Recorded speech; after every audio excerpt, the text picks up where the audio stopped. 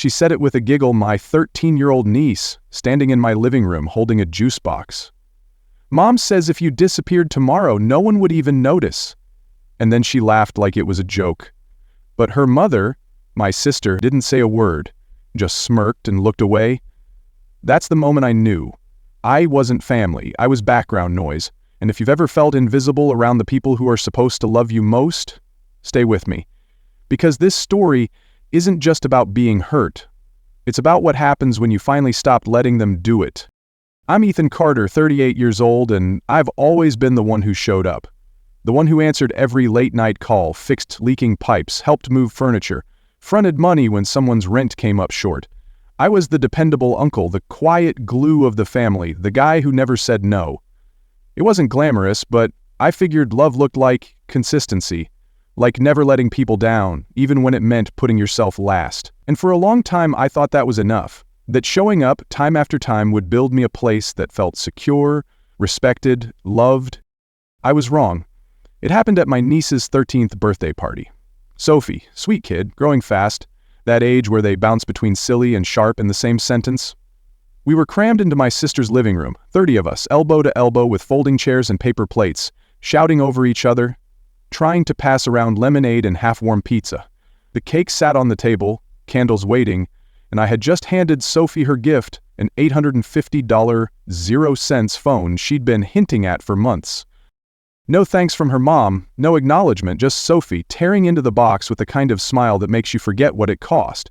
I was standing there next to the side table, still holding the wrapping paper when she looked up at me, half laughing, and said, "Mom says if you disappeared tomorrow, no one would even notice."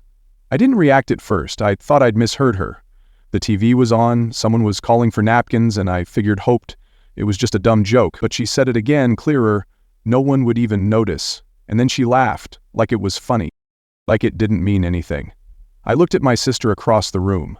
She didn't flinch, didn't deny it, didn't correct her daughter, just turned away and kept talking to her husband. That was the moment everything cracked. Not because of what Sophie said, but because it was true. They wouldn't notice. Not really. I'd spent years holding this family together, and in the blink of a cruel little joke, I realized I was invisible to the people I loved the most. The living room smelled like frosting and candles. Balloons floated lazily above the couch, tied to the backs of chairs and bumping softly against the ceiling. A big "Happy Birthday, Sophie" banner hung crookedly across the archway. It was late afternoon, the golden light of fall slipping through the window blinds, cutting stripes across the carpet. My niece's 13th birthday. I stood near the doorway holding a small gift bag, watching everyone cluster around the cake table, talking over each other like they always did, loud, unfiltered, not a care in the world. I'd worked overtime to pay for all of it. I booked the catering, bought the decorations, ordered the cake. She wanted the one with layers of strawberry, vanilla, and whipped cream roses. I even picked up the new iPhone she'd begged for. $850, not counting the case and screen protector. It had felt like the right thing to do. It always did. That's who I was, the dependable one. Uncle Ethan. Sophie peeled the plastic from the new phone with wide eyes, the corners of her mouth twitching up. But what came next hit harder than anything in my life ever had. She giggled, flipping the phone in her hands like a toy, and said with perfect ease, "Mom says if you disappeared tomorrow, no one would even notice." Her words dropped into the room like a firecracker, and just like that, everyone laughed. I mean, really laughed. Not nervous, not confused, real laughter. Rachel, my sister, didn't even glance up from her screen. She smirked and sipped her wine like it was any other evening. My mom, Ellen, was in the kitchen stirring her famous chili, and I saw her shoulders shake with soft chuckles. My dad, Tom, lifted his beer in a mock toast and said, "Well, she's not wrong." My cousins grinned, Uncle Mike laughed through his nose and nearly spilled his drink, and there I was, standing like a man who'd just been punched in the stomach. I should have said something. Should have stood up for myself. But years of biting my tongue had turned me quiet. I'd been conditioned, trained, really, to accept that I was the one who helped, who gave, who paid. The one who showed up on moving days, who stayed late to help clean, who brought groceries when the fridge was empty. I kept the family's lights on, literally. I paid Rachel's rent when she couldn't. I bailed Dad out of credit card debt twice. I helped Mom with her prescriptions when she lost her job. But none of that mattered in that moment, because the punchline of the day was me. Sophie chirped, "Thanks for the phone, Uncle Ethan." without even looking up. Her eyes were already locked onto the screen, thumbs flying across the keyboard, texting God knows who. That thank you? It wasn't gratitude, it was reflex. Like a kid taught to say please and thank you so she wouldn't get scolded. It didn't land. Rachel finally looked up at me. Her expression wasn't apologetic or surprised. It was proud, smug. Like this whole moment had been choreographed just for her entertainment. Like she'd waited for it, baited it. Her gaze locked with mine, and for a second, I saw it clearly. This wasn't a slip-up. It was a statement, a declaration. I wasn't family. I was a resource, a wallet with legs. I looked around, at the tacky decorations I bought, the cake I paid for, the couch I helped Mom afford. I looked at Dad's boots, ones I gave him last Christmas. I looked at Rachel's nails, freshly done, probably with the money I Venmo'd her last week for emergency groceries. Every corner of that room had my fingerprints on it, but in their eyes, I was invisible. Or worse, disposable. Aquin, morass is important. The room buzzed with laughter and noise again, but it felt far away, muffled. I couldn't breathe. It was like the walls were pressing in, like the air itself had turned thick and bitter. I smiled, just enough to keep the mask on, just enough not to make a scene. I gave a little nod, took a step back, and no one noticed. Of course they didn't. That was the point, right? As Mom called everyone over to light the candles, I stayed by the edge of the room, watching. My heart was pounding, but my face stayed calm. I'd had practice, years of it. I'd learned to make myself small so others could feel big. Learned to give more than I had. Learned to let the insults pass because that's just how family is. But in that moment, watching Sophie blow out the candles while Rachel snapped pictures for Instagram, something cracked open inside me. It wasn't anger, not yet. It was something colder, quieter, a hollowing. That feeling when you realize the people you love don't just take you for granted, they enjoy it, they count on it, they laugh at it, and they don't think you'll ever stop. I stayed for another 15 minutes, long enough to clap, to hand out slices of cake, to keep the illusion alive. Then I slipped out the back door, unnoticed, like I was already gone. The sting of Sophie's words didn't fade. It burrowed in like a splinter, sharp and aching with every breath I took. But I didn't make a scene.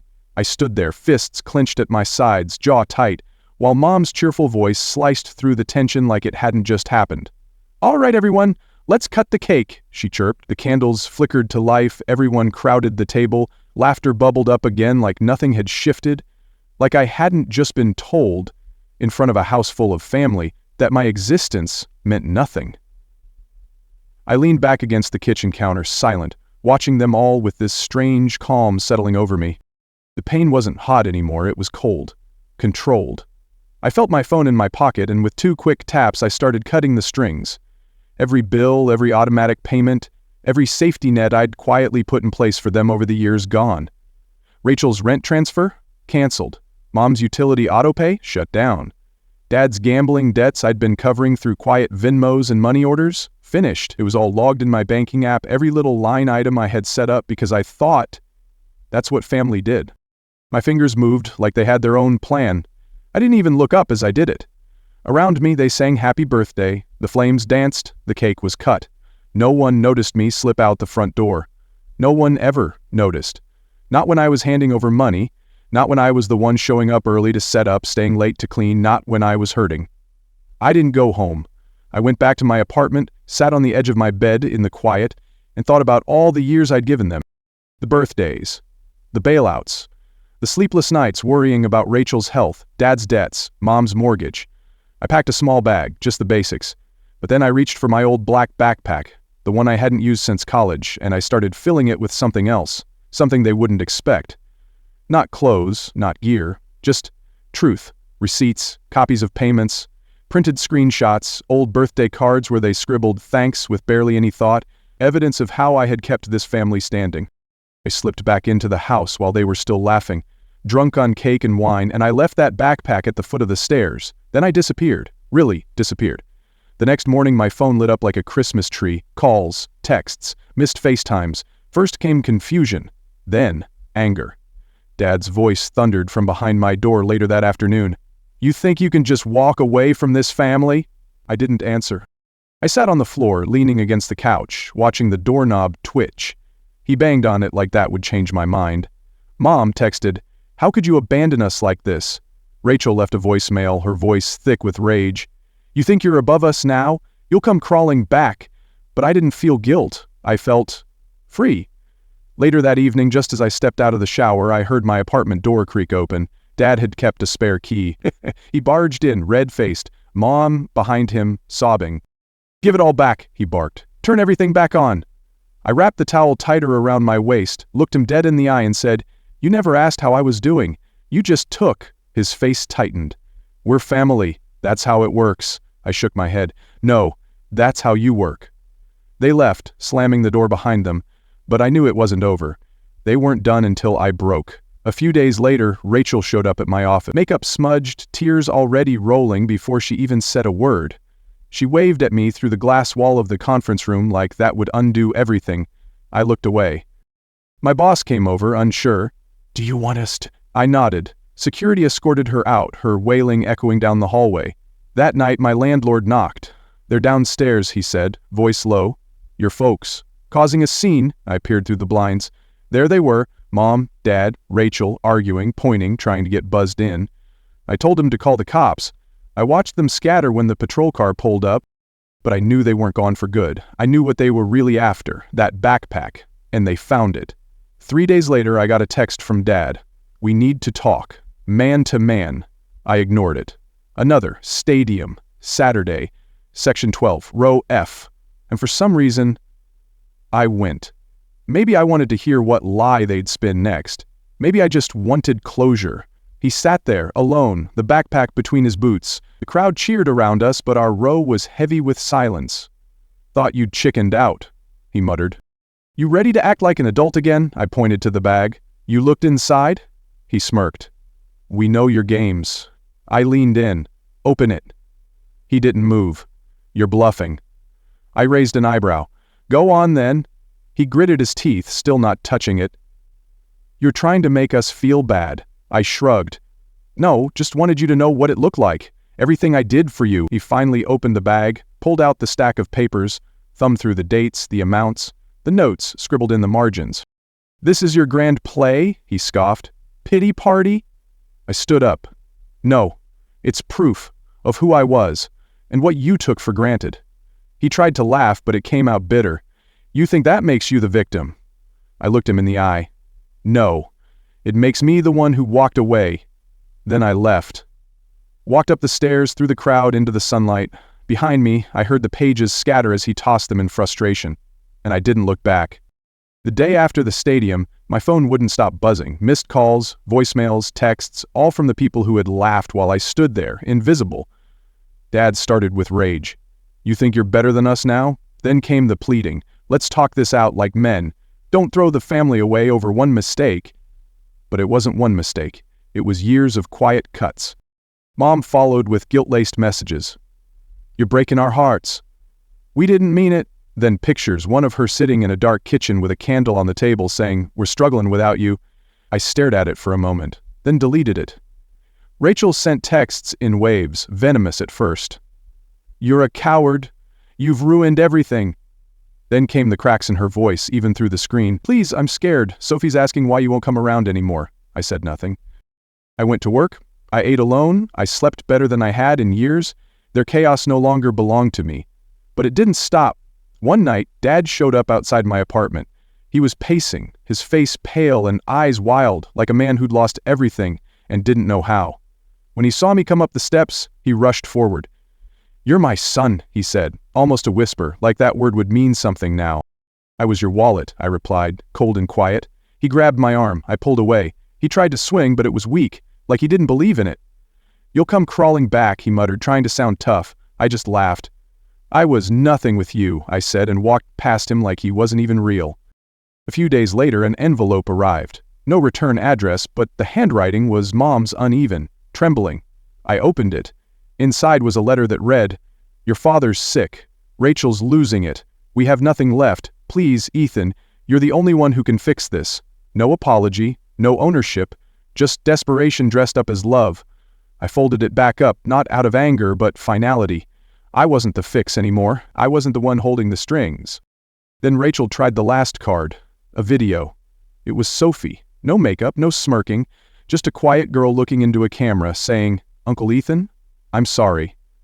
Mom told me to say that stuff. I didn't know it would hurt you. I miss you." For a second, my chest tightened. I almost texted back. Almost. But I paused the video and let the silence speak louder. I had been used by too many mouths saying sorry without changing a thing. I left town for a weekend, drove to the mountains, rented a cabin where no one knew my name or my story. I stared at the lake for hours, thinking maybe the world would feel smaller there, and it did.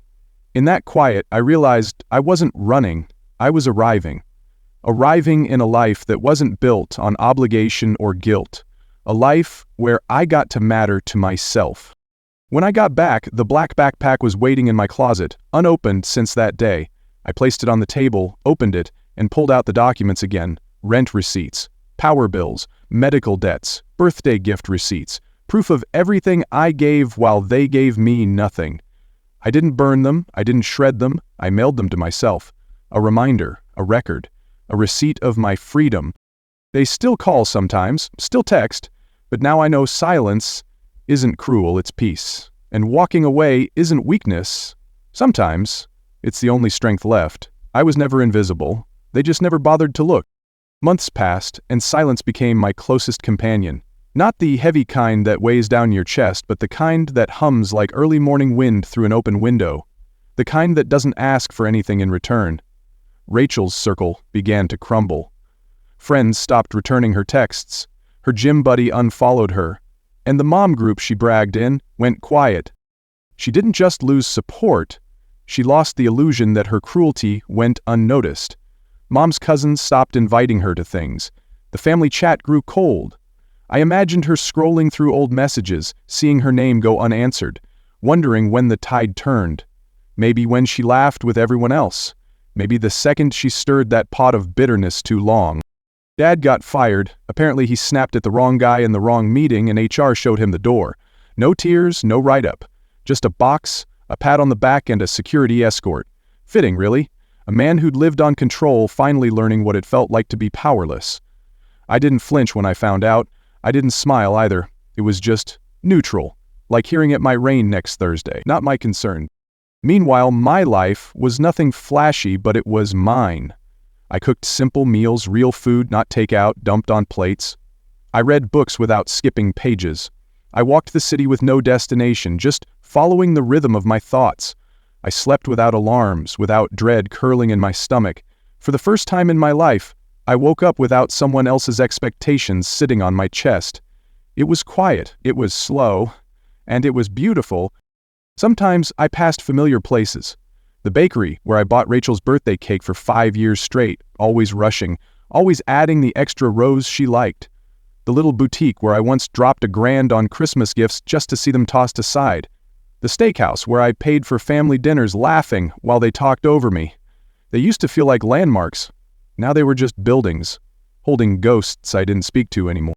Then came an autumn morning, crisp and golden, the kind where the air feels clean, like forgiveness. I was walking past the park when a street musician caught my ear. He wasn't young, he wasn't particularly good, but there was soul in it, rough, honest, a little broken. He wasn't playing for applause, he was playing to let something out.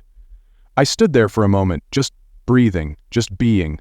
Then I reached into my wallet and dropped a 20 in his guitar case, not to be seen, not to prove anything, just because I wanted to. As I walked away, the sun dipped low, spilling amber and crimson across the sidewalk like a painting God didn't want to frame. Each step felt lighter. Each breath came easier. There was no more noise behind me, no more weight pulling on my name. For so long I thought I had to earn love, buy my place, work to be seen, but standing in that fading light I knew something truer than any apology they never gave. I wasn't free because they changed, I was free because I stopped needing them to. If this story struck a chord with you, if you've ever been the one quietly holding everyone together while getting nothing in return, then you're not alone. Stories like this remind us that boundaries aren't cruel, they're necessary, and sometimes walking away is the kindest thing you can do for yourself. If you felt something watching this, take a second to hit that like button, Drop a comment below. I read every single one, and your stories matter too. And if you want more real, raw stories that don't sugarcoat the truth, go ahead and subscribe. We've got more to tell, and you won't want to miss them. Because here's the truth. You're not invisible, you're not a backup plan, and the people who truly care, they notice when you're gone. So live in a way that honors your worth, even if it means standing alone. Thanks for being here. I'll see you in the next one.